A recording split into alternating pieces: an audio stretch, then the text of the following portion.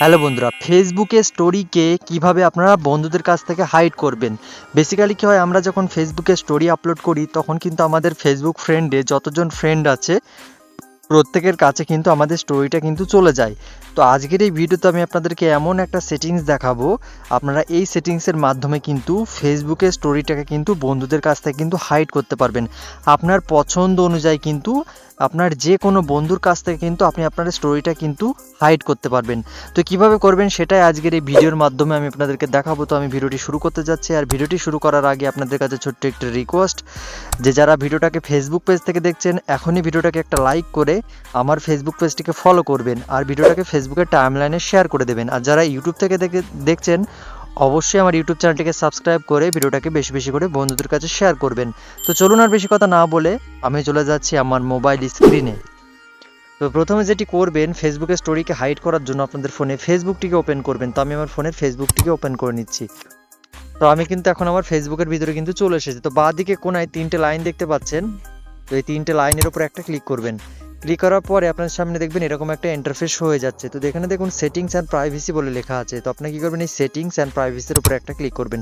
Click করার পরে দেখবেন আবার সেটিংস অ্যান্ড প্রাইভেসির নিচে একটা সেটিংস বলে একটা অপশান শো করবে, সেটিংস, শুধুমাত্র সেটিংস বলে। তো এই শুধু সেটিংসের উপর একটা ক্লিক করবেন।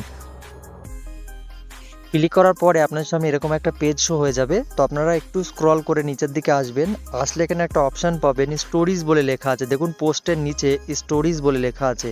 তো আপনারা কি করবেন, এই স্টোরিজের উপরে একটা ক্লিক করবেন।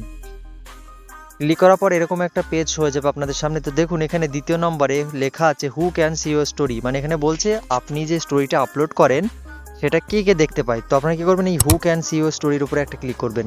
ক্লিক করার পরে একটা, দুটো, তিনটে, চারটে অপশান কিন্তু আপনাদের সামনে শো করবে, public, friends, friends except, custom. তো আপনারা কি করবেন, এই ফ্রেন্ডস এক্সেপ্ট বলে লেখা আছে, এই ফ্রেন্ডস এক্সেপ্টের উপরে একটা ক্লিক করবেন। ক্লিক করার পরে এখানে দেখবেন আপনার ফেসবুক ফ্রেন্ডে যতজন ফ্রেন্ড আছে তাদের কিন্তু এখানে চ্যাট লিস্ট কিন্তু এখানে শো করবে। আপনার ফেসবুকে যতজন ফ্রেন্ড আছে তাদের লিস্ট কিন্তু এখানে শো করবে।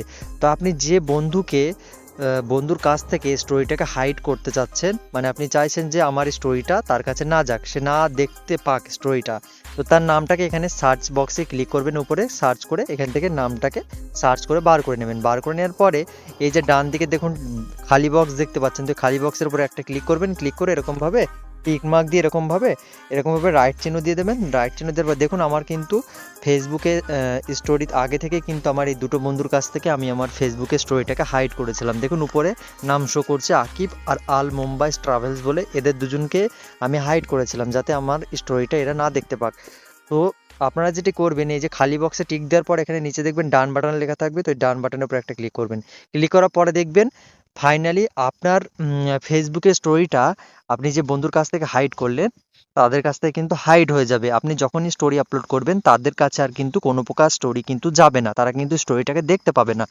সো ভিউয়ার্স, এই ছিল আজকের ভিডিওটি কেমন লাগলো অবশ্যই কমেন্টে জানাবেন। আর এরকম ইউজফুল ট্রিক্স টিপস ভিডিও পাওয়ার জন্য অবশ্যই আমার ফেসবুক পেজ এবং আমার ইউটিউব চ্যানেলটিকে সাবস্ক্রাইব করে পাশে থাকবেন। তো আজকের ভিডিওটি এখানে শেষ করছি, আবার দেখা হচ্ছে পরবর্তী কোনো হেল্পফুল কন্টেন্ট নিয়ে। ততক্ষণ নিজের খেয়াল রাখুন, সুস্থ থাকুন।